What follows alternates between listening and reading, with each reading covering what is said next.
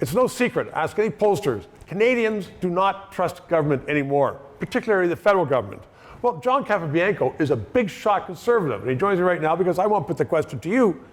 If you win the next election with this Canadians not trusting government, how are you going to solve that? Because people should trust those institutions. Well, they should, and they ought to. And I think governments, generally speaking, are trustworthy organizations and trustworthy bodies. And I think what happens is... Well, they have been, but are they still? They aren't still. But it's also, I think, depending on who the leader is and what the leader does that creates that distrust in government. And we're seeing with Justin Trudeau, the ethics violations that not only he has been... But he's fixed that stuff. You hire a cabinet minister's sister to be in charge of that. Well, but that's the example that I was talking about, or at least thinking about, though, Stephen, is that kind of thing that happens, the WE scandal, the SNC-Lavalin, all of these things where the Aga Khan visit, that's what gets Canadians mad, because they see that if the Prime Minister, the leader of a party, that person is mistrusting the way that government should be running, so why should they trust it? So I think it's more individual-based versus the body. I think people need to trust governments, and they ought to trust governments,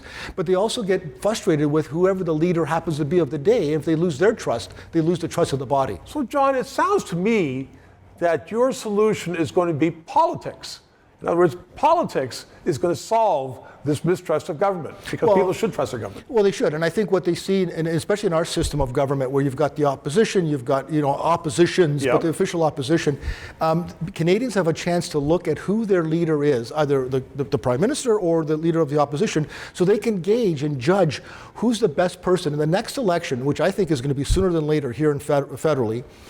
People have had a chance to look at Pierre Poilievre, and he is somebody who speaks truth to power. You might not like what he says sometimes, but he's going to tell you the way it is. And that's something that people, Canadians will like. They did it with Stephen Harper, and they did it with Mike Harris. Okay, you brought up his name. I want to put this to you now, that women generally in surveys say they don't like him. And I've spoken to women, why don't you like him? I just don't like him. And if you look at the votes in the last 3 elections in Toronto, women voted, and they voted for Justin. How are you going to deal with that? Well, I think, and that's changing. I do believe it's changing. And I think that we've seen that in other conservative leaders where a certain demographic doesn't particularly like the person, or their first impression is not good. Right. But what happens is during campaigns, when they actually have to come out with a vote, they will measure Pierre Poilievre and what he's saying and what he's done versus Justin Trudeau, what he's done over the course of the last number of years as Prime Minister. And I think they'll put their biases aside and say, you know what, at the end of the day, I think Pierre will become a better Prime Minister for me, for their pocketbook issues, for their safety. That's what trumps everything else, I suspect. I guess it's true then they won't find any pictures of your leader with blackface and a banana down his pants. Rest assured that they won't find those pictures with my leader. John, thank you very much. 3 minutes.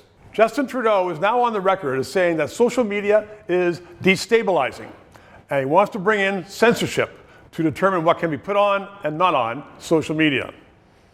That is wrong. Please support this station, and please add your address so I can write you a letter and thank you for supporting freedom of speech.